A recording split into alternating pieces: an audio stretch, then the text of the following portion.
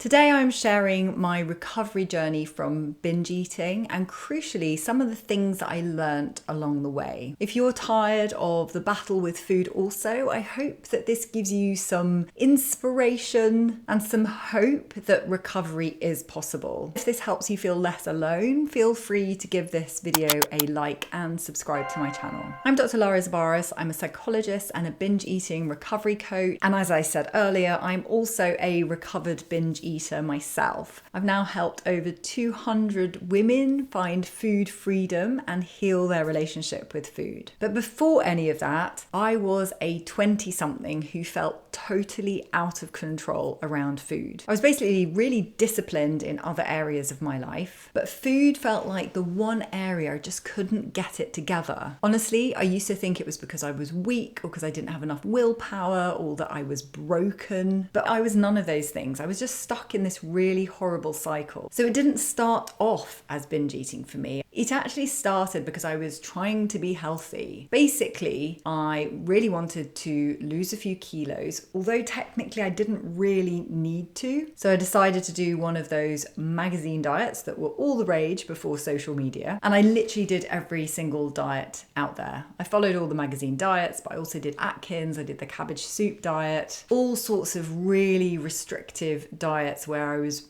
honestly barely eating anything. And at first it seemed like it was going really well, but what I found is I would get really hungry, and slowly these kind of binge urges got worse because I would go from this really restrictive diet to then allowing myself to actually eat some food. And when I sat down, it was almost like this binge urge took over me, like there was this relentless monster inside me that wouldn't stop until I actually ate everything in front of me. And it got to the point where I was even eating in secret and then actually planning binges. And it was weird because these moments were almost like punishment, relief, a form of escape, but filled with loads of shame and guilt. And obviously nobody knew. I did eventually recover, and I saw an eating disorder recovery coach, just like I am. And there are 4 things I've learnt now looking back on that experience with binge eating. Number 1 is that binging is not a willpower problem. I kept blaming myself and thinking, just try harder, eat less, be better tomorrow, have more control. And what I didn't realise back then, but I know now, it wasn't a willpower problem. I thought it was because I didn't have enough discipline around food. And it's not that I was out of control, it was that I was hungry. I just wasn't properly nourishing my body. And the irony was that the binging started only after I started the dieting. That desire to eat, that urge to binge was literally protecting me. It was my body's way of saying, I don't want to starve. The second thing I learned is that eating enough changes everything. So like I say, the reason I was binging is because I wasn't properly nourishing my body. But the idea of eating more, it really terrified me. And I thought that eating more would make things worse. But when I finally did start eating properly, nourishing my body, having balanced meals, eating breakfast, then things finally started to calm down. That urge to binge started to fade. And yes, the binges didn't disappear overnight, but they softened and they became less urgent. And the more I nourished my body throughout the day, the less likely I was to binge in the evenings. And it was almost like my body was saying, okay, I finally believe that you're going to feed me. Third thing I realized is that binging is about more than just food. At the time, I honestly thought binging was just about food, but looking back, I see that binging was my way of coping. Life at the time did feel quite stressful. I'd started a relatively new job. I'd moved to a new country, moved to a new city, was making new friends. I had learned 0 coping tools growing up. Food was how I soothed myself, how I numbed, distracted, and just coped. To begin with, it always felt like food did help me until I felt guilty and I felt worse and full of regret and shame. I definitely didn't stop binge eating by being stronger. It actually started to change along with nourishing my body, but also learning different ways to cope. So going for walks or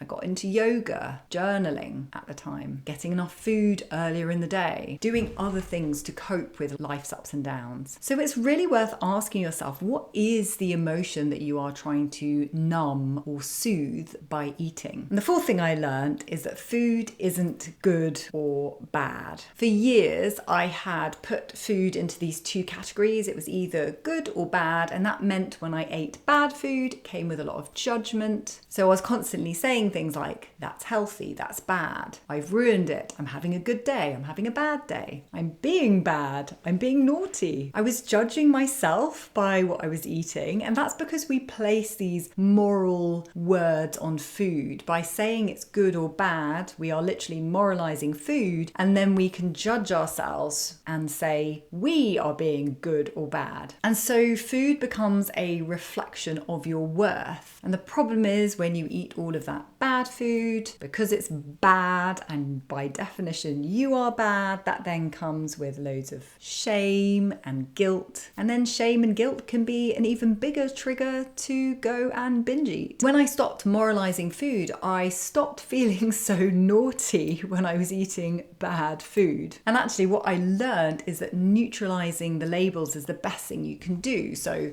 chocolate literally is a bar of chocolate, or an apple is an apple. So then you can eat that food and just get on with your day. So if you're currently feeling out of control around food, I want to leave you 5 things that you can do to help you feel a little bit more in charge. The first thing is to stop skipping meals, and especially breakfast. If you are not properly nourishing yourself during the day, then the urge to binge later in the day is super strong. So the best thing you can do is literally stop skipping meals. Second thing you can do is eat balanced meals. So put the fiber, the protein, the carbs, the fat, have a varied, balanced meal. And that's just going to help you regulate your appetite, feel satisfied, feel that comfortable level of fullness. Third thing you can do is stop labeling food as good or bad. Learn to neutralize it. Just call food what it is: breakfast, lunch, or dinner, or an apple or a chocolate bar. Fourth thing you can do is notice when you're using food to cope. So instead of judging yourself, get curious. Do you binge when you're stressed or lonely or bored? You might be using food to solve a particular problem. And then the fifth thing you can do is find some other coping tools, even if you just find 1 or 2 other coping tools rather than just using food. Maybe a short walk, or a little bit of stretching, some yoga in your living room, dancing around your living room, doing a puzzle, something else that you can do to cope with life's ups and downs. And we don't need to remove food completely as a coping tool. It's just about having other coping tools that you can use as well. So if you are on this journey too, then know that you aren't alone. Maybe it is that you are just coping with life's ups and downs and you need different coping mechanisms. And it's definitely not that you're broken, you don't need more willpower or discipline. Perhaps you just need to nourish your body. Now, if you are ready to get help with feeling out of control around food, you can hop over to Instagram and direct message me the word balance, and we can talk about what that support might look like. But if that's not for you, that's totally cool as well. If you found this video helpful, give it a like, hit the subscribe button, and you can check out some other videos from me that you might find helpful as well. Bye for now.